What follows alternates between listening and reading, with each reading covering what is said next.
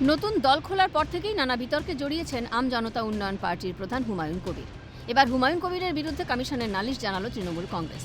রাজ্য নির্বাচন কমিশনকে দেওয়া চিঠিতে তৃণমূল জানিয়েছে, বিভিন্ন সোশ্যাল মিডিয়া প্ল্যাটফর্মে একটি ভিডিও ছড়িয়ে পড়েছে, যদিও সেই ভিডিও সত্যতা যাচাই করেনি সিএম। যেখানে আম জনতা উন্নয়ন পার্টির প্রতিদ্বন্দ্বী প্রার্থী হুমায়ুন কবিরকে একটি সাংবাদিক সম্মেলনে বক্তব্য রাখতে দেখা গেছে।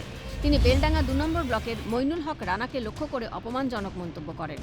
চিঠিতে তৃণমূল আরও জানিয়েছে, এমনকি তিনি তৃণমূল সাংসদ অভিষেক বন্দ্যোপাধ্যায়, তাঁর ব্যক্তিগত সচিব সুমিত রায় ও তৃণমূল কংগ্রেসের সঙ্গে যুক্ত অন্যান্য ব্যক্তিদের অপমানজনক মন্তব্য করেছেন। তৃণমূলের আরও অভিযোগ, এই ভিডিও থেকেই স্পষ্ট হুমায়ুন কবির আসন্ন বিধানসভা ভোটের সুষ্ঠু পরিবেশকে নষ্ট করার চেষ্টা করছেন, ভোটারদের প্রভাবিত করার চেষ্টা করছেন। তৃণমূলের অভিযোগ, হুমায়ুন কবির নাকি খুনের হুমকিও দিয়েছেন। তৃণমূলের দাবি, ভোটের আগে এমন কোনো মন্তব্য করা উচিত নয় যা নেতাদের ব্যক্তিগত জীবনে প্রভাব ফেলে।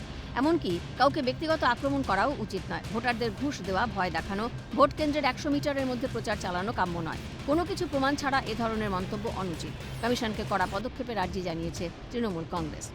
এই ঘটনায় হুমায়ুনকে শোকজ করার জন্য নির্বাচন কমিশনের কাছে আর্জি জানিয়েছে তৃণমূল।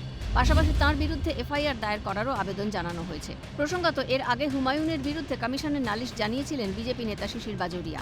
তখন হুমায়ুনকে সতর্ক করেছিল কমিশন। বলা হয়েছিল, এ ধরনের মন্তব্য থেকে আগামী দিনে তাঁকে বিরত থাকতে হবে। কিন্তু ফের বিতর্কিত মন্তব্য করেছেন হুমায়ুন কবির।